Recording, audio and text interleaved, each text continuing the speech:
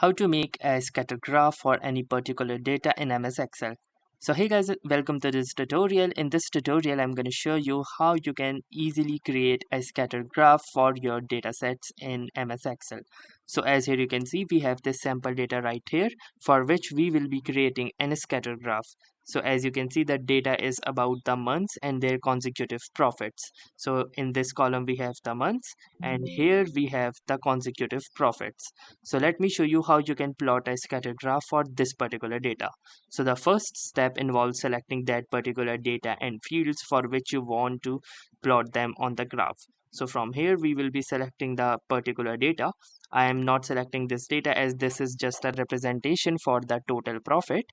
So after you are done selecting all the respective fields, you need to click onto this insert tab over the ribbon, and from here under the charts click onto this option.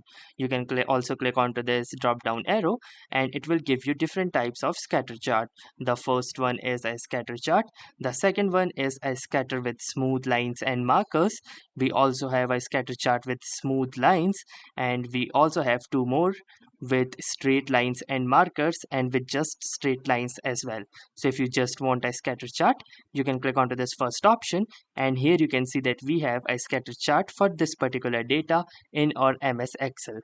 So that's how easily you can plot a scatter chart for your data in MS Excel.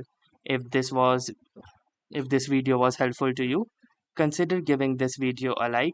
Do tell us in the comments how it went for you, or if you have any suggestions or questions to ask, then ask them in the comments.